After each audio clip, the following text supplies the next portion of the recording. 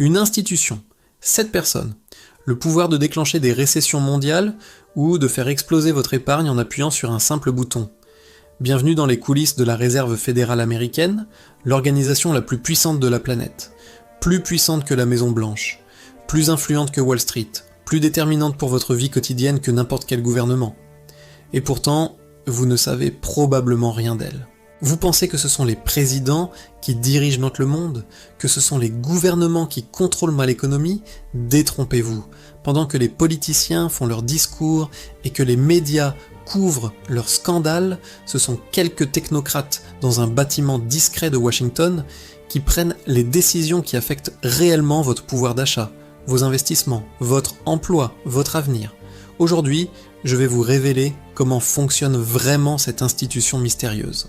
Qui sont ces personnes qui contrôlent la monnaie mondiale? Quels sont leurs véritables pouvoirs?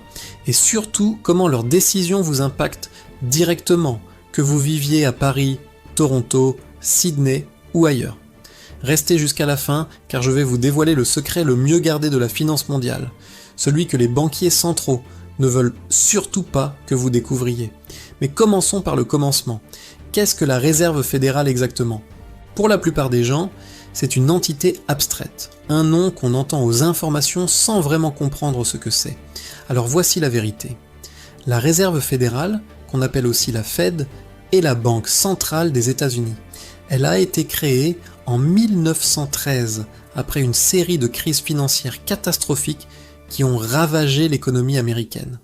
L'idée était simple, créer une institution capable de stabiliser le système bancaire et de gérer la masse monétaire du pays. Mais ce qui devait être un simple régulateur est devenu au fil des décennies la plus puissante institution financière de l'histoire. Et voici le premier élément fascinant. La Fed n'est pas vraiment une institution gouvernementale. Elle est unique en son genre, c'est une entité hybride, à la fois publique et privée.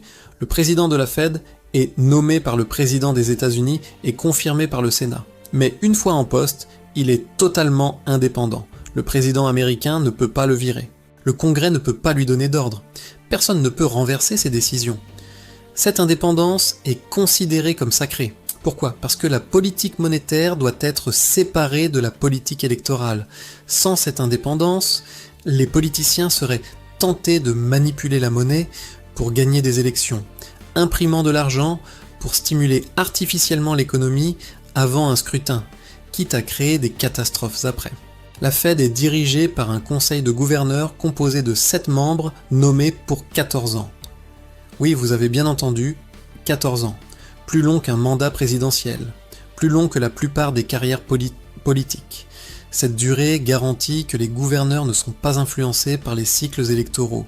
À la tête de ce conseil se trouve le président de la Fed, actuellement Jerome Powell.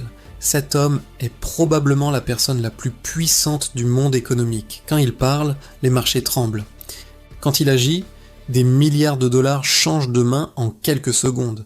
Quand il tousse lors d'une conférence de presse, les analystes décortiquent ce que cela pourrait signifier pour les taux d'intérêt. Mais le véritable pouvoir de la Fed ne réside pas dans sa structure, il réside dans ses outils. Et c'est là que les choses deviennent vraiment fascinantes. Le premier et le plus important de ces outils est le contrôle des taux d'intérêt. 8 fois par an, le comité fédéral de l'open market, le fameux FOMC, se réunit pour décider du niveau des taux directeurs. Cette décision est probablement la plus importante de l'économie mondiale. Pourquoi? Parce que ces taux déterminent le coût de l'argent dans toute l'économie. Quand la Fed augmente les taux, elle rend l'emprunt plus cher. Les entreprises investissent moins, les ménages achètent moins de maisons et de voitures, l'économie ralentit, l'inflation diminue. Quand la Fed baisse les taux, c'est l'inverse, l'argent devient moins cher. Les entreprises empruntent pour investir. Les ménages achètent davantage. L'économie accélère. L'inflation augmente. Vous voyez le pouvoir incroyable. D'un simple mouvement de quelques points de pourcentage, la Fed peut décider si l'économie mondiale va croître ou stagner, si vous allez garder votre emploi ou être licencié, si votre épargne va fructifier ou se faire dévorer par l'inflation. Et ce pouvoir ne s'arrête pas aux frontières américaines. Parce que le dollar est la monnaie de réserve mondiale, les décisions de la Fed affectent littéralement tous les pays de la planète. Quand la Fed augmente ses taux, les capitaux affluent vers les États-Unis à la recherche de meilleurs rendements. Les autres pays voient leurs devises se déprécier, leurs économies souffrent. Les pays émergents sont particulièrement vulnérables. Leur dette, souvent libellée en dollars, devient soudainement plus chère à rembourser. En 2022, quand la Fed a commencé à augmenter agressivement ses taux pour combattre l'inflation, des pays comme le Pakistan, le Sri Lanka, le Liban ont plongé dans des crises économiques majeures. Leurs devises se sont effondrées, leur population s'est appauvrie, tout ça à cause de décisions prises dans un bureau de Washington. Le deuxième outil majeur de la Fed est l'assouplissement quantitatif, qu'on appelle aussi quantitative easing ou QE. C'est un terme technique qui cache quelque chose de relativement simple mais de profondément puissant. En gros, la Fed crée de l'argent à partir de rien, de l'argent numérique, et l'utilise pour acheter des actifs financiers, principalement des obligations d'État et des titres adossés à des hypothèques. Pendant la crise financière de 2008, la Fed a injecté près de 4 000 milliards de dollars dans l'économie par ce mécanisme. Pendant la pandémie de Covid en 2020, elle a injecté plus de 5 000 milliards de dollars, 9 000 milliards de dollars créés à partir de rien en moins de 15 ans. Laissez cette information pénétrer votre esprit. La Fed a créé 9 000 milliards de dollars en appuyant simplement sur des boutons d'ordinateur. Aucun travail produit, aucune valeur créée, juste de l'argent sorti du néant. Quel est l'effet de cette création monétaire massive ? À court terme, elle stabilise l'économie. Elle empêche les faillites en cascade. Elle maintient les taux d'intérêt bas. Elle stimule la consommation et l'investissement. Mais à long terme, c'est là que les choses deviennent problématiques. Cette création monétaire massive alimente l'inflation. Quand il y a plus d'argent en circulation, mais pas plus de biens et services, les prix augmentent. C'est mathématique. L'inflation que nous avons connue en 2022 et 2023 n'est pas sortie de nulle part. C'est la conséquence directe des trillions imprimés pendant la pandémie. Votre pouvoir d'achat a diminué parce que la Fed a créé trop d'argent. Mais il y a un autre effet encore plus insidieux. Cette création monétaire bénéficie principalement aux riches. Pourquoi ? Parce que cet argent, nouvellement créé, entre d'abord dans le système financier. Il gonfle les prix des actions, des obligations, de l'immobilier. Qui possède ces actifs ? Les riches. Pendant que les prix au supermarché explosent pour les classes moyennes et populaires, les fortunes des milliardaires se multiplient grâce à l'argent gratuit de la Fed. Entre 2020 et 2023, pendant que des millions de gens perdaient leur emploi et peinaient à joindre les deux bouts, la fortune des milliardaires américains a augmenté de plus de 1000 milliards de dollars. Coïncidence ? Absolument pas. C'est le résultat direct des politiques de la Fed. Le troisième pouvoir de la Fed est peut-être le plus méconnu, mais qu'aussi le plus terrifiant. C'est son rôle de prêteur en dernier ressort. En cas de crise financière, quand les banques sont au bord de l'effondrement, c'est la Fed qui intervient pour les sauver. Elle leur prête de l'argent à des taux préférentiels. Elle achète leurs actifs toxiques. Elle garantit leurs dépôts. Bref, elle fait tout pour éviter leur faillite. En 2008, la Fed a secrètement prêté plus de 16 000 milliards de dollars aux banques du monde entier pour éviter l'effondrement du système financier. 16 000 milliards. Ce chiffre a été révélé des années plus tard après une bataille juridique. Pendant la crise, personne ne savait l'ampleur de ces opérations de sauvetage. Vous voyez le problème ? Ce système crée ce qu'on appelle l'aléa moral. Les banques savent que si elles prennent des risques excessifs et que ça tourne mal, la Fed viendra les sauver. Alors pourquoi se montrer prudente ? Pourquoi ne pas maximiser les profits en prenant des risques insensés ? Si ça marche, les banquiers empochent des millions en bonus. Si ça échoue, c'est le contribuable qui paie la facture via l'inflation créée par les plans de sauvetage. C'est le principe du privatisation des profits et socialisation des pertes. Les gains sont pour les banquiers. Les pertes sont pour nous tous. Et la Fed est le mécanisme qui permet ce système injuste de perdurer. Mais attendez, le pouvoir de la Fed va encore plus loin. Elle contrôle également les réserves obligatoires des banques. C'est le pourcentage de leurs dépôts que les banques doivent garder en réserve, plutôt que de les prêter. En modifiant ce ratio, la Fed contrôle la quantité d'argent que les banques peuvent créer. Car oui, vous avez bien entendu, les banques créent de l'argent. Quand vous contractez un prêt immobilier de 300 000 €, la banque ne prend pas cet argent dans un coffre. Elle le crée à partir de rien en inscrivant des chiffres sur un ordinateur. C'est ce qu'on appelle la création monétaire par le crédit. Le système bancaire moderne repose sur ce qu'on appelle les réserves fractionnaires. Une banque qui détient 1 million d'euros de dépôt peut en prêter 9 millions grâce à l'effet multiplicateur du crédit.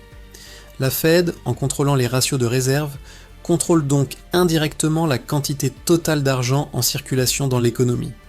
Et il y a encore un autre pouvoir crucial, la régulation bancaire. La Fed supervise et régule les plus grandes institutions financières américaines. Elle effectue des stress tests pour vérifier leur solidité. Elle peut forcer des banques à augmenter leur capital. Elle peut limiter leurs activités risquées. En théorie, ce pouvoir devrait protéger le système financier. En pratique, c'est plus compliqué. Il existe un phénomène bien documenté appelé la capture réglementaire. Les régulateurs finissent par être influencés par les industries qu'ils sont censés surveiller. Les hauts fonctionnaires de la Fed viennent souvent de Wall Street et y retournent après leur passage dans la fonction publique. Cette porte tournante crée des conflits d'intérêts. Comment réglementer strictement des banques quand vous espérez y travailler dans quelques années pour un salaire 10 fois supérieur? Et puis il y a les réunions régulières entre les dirigeants de la Fed et les banquiers, les dîners privés, les conférences exclusives, tout un écosystème de proximité qui peut influencer subtilement les décisions. Ce n'est pas nécessairement de la corruption, c'est juste que quand vous passez votre temps avec des banquiers qui vous expliquent que telle régulation serait catastrophique pour l'économie, vous finissez par voir le monde à travers leur prisme. Maintenant, parlons de l'impact concret de la Fed sur votre vie quotidienne.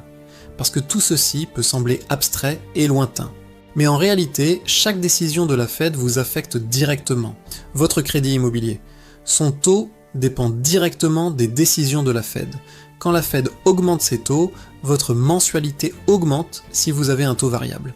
Même avec un taux fixe, les nouveaux emprunteurs paient plus cher, ce qui fait baisser les prix de l'immobilier et donc la valeur de votre bien. Votre épargne, son rendement dépend des taux fixés par la Fed.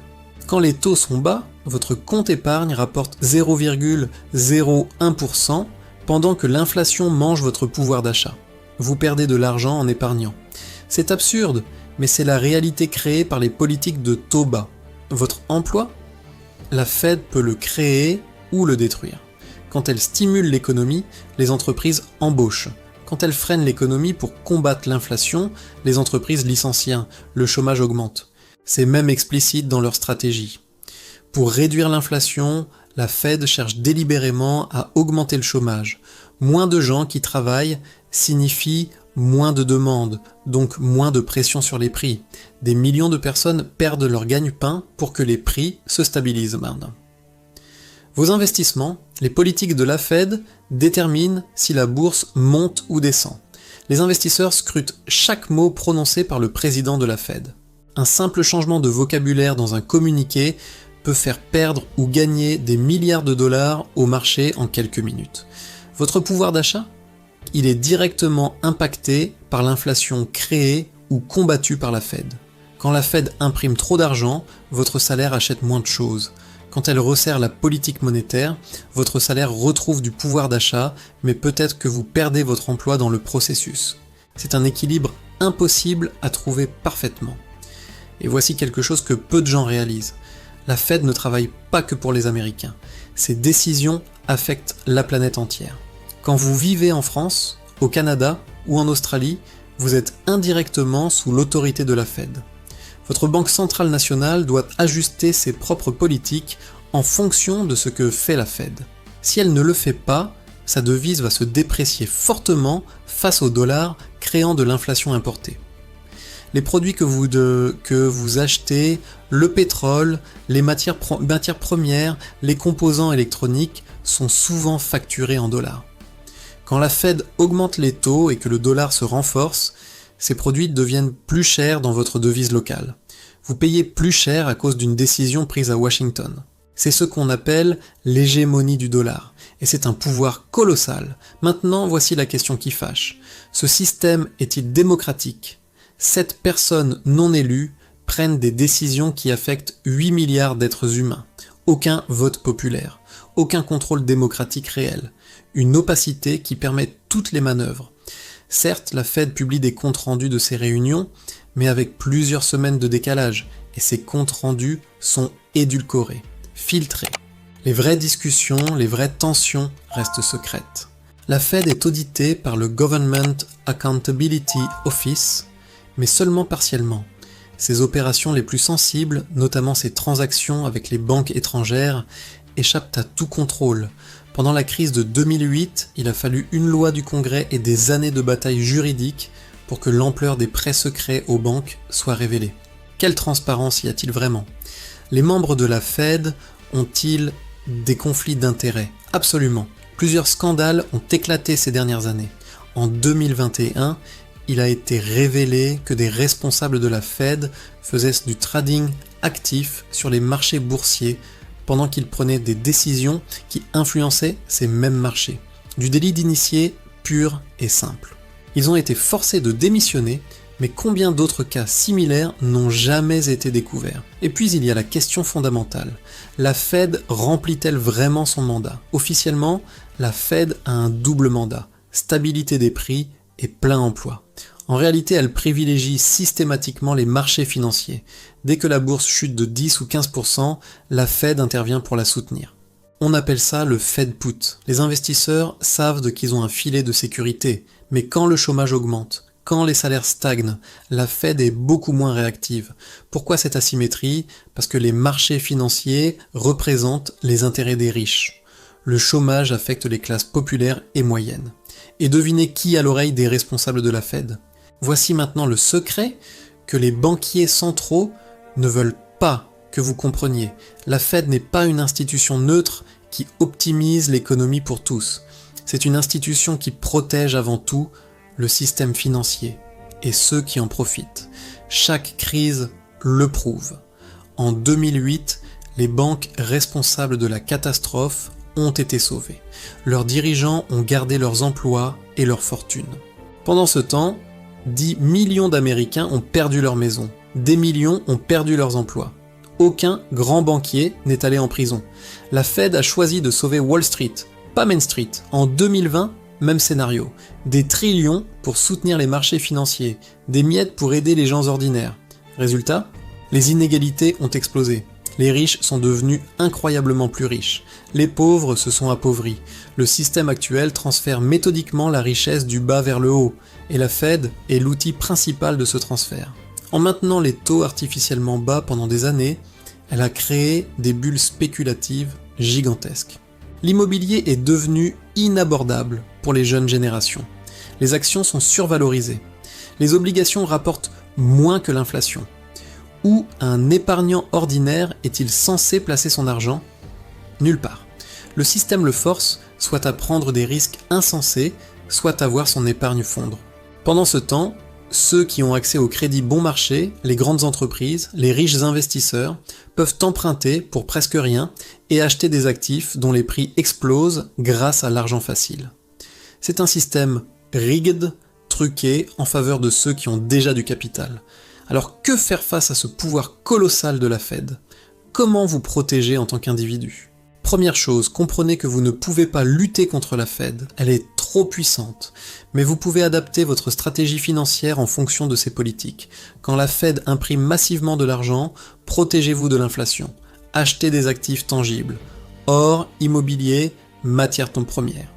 Ces actifs conservent leur valeur quand la monnaie se déprécie. Quand la Fed augmente les taux agressivement, préparez-vous à une récession. Réduisez vos dettes. Constituez une épargne de sécurité. Rendez votre emploi aussi indispensable que possible. Deuxième chose, diversifiez géographiquement. Ne dépendez pas uniquement du dollar et de la Fed. Détenez des actifs dans différentes devises. Investissez dans différents pays. Si le système centré sur le dollar s'effondre un jour, vous aurez des ressources ailleurs. Troisième chose, éduquez-vous continuellement. Plus vous comprenez comment fonctionne le système monétaire, moins vous en serez victime. Lisez sur l'économie, l'histoire des crises financières, les mécanismes de la création monétaire. Cette connaissance est un pouvoir. Quatrième chose, ne faites jamais aveuglément confiance aux autorités monétaires. Elles ne travaillent et pas nécessairement dans votre intérêt. Elles ont leurs propres agendas, leurs propres contraintes, leurs propres biais. Développez votre esprit critique. 5e chose, préparez-vous au pire. L'histoire montre que les systèmes monétaires finissent toujours par s'effondrer. Le dollar ne sera pas éternel. La Fed ne sera pas toujours toute puissante. Quand le système changera, ceux qui s'y seront préparés s'en sortiront. Ceux qui auront mis tous leurs œufs dans le même panier seront ruinés. Alors, quel est le vrai pouvoir de la Réserve fédérale américaine ? C'est le pouvoir de créer et de détruire de la richesse à une échelle que l'humanité n'avait jamais connue auparavant. C'est le pouvoir de déclencher des crises ou des booms économiques. C'est le pouvoir de décider qui s'enrichit et qui s'appauvrit. C'est le pouvoir de contrôler l'économie mondiale depuis un bureau à Washington.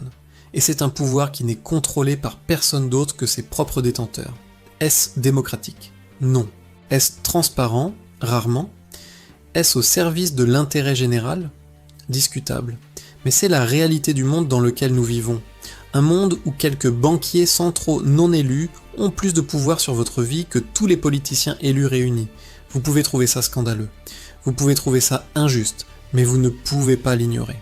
Parce que vous le vouliez ou non, les décisions prises aujourd'hui à la Fed déterminent votre avenir économique. Alors restez informés, restez vigilants et surtout, protégez-vous. Si cette vidéo vous a ouvert les yeux sur les mécanismes cachés qui contrôlent l'économie mondiale, likez et abonnez-vous pour ne manquer aucune de mes prochaines analyses. Partagez cette vidéo avec quelqu'un qui devrait comprendre comment fonctionne vraiment le pouvoir financier. Et dites-moi en commentaire, pensez-vous que la Fed agit dans l'intérêt général ou dans celui d'une élite ? Je lis tous vos commentaires. Pour aller plus loin, on se retrouve dans la prochaine vidéo pour continuer à décrypter ensemble les secrets de l'économie mondiale. À très vite.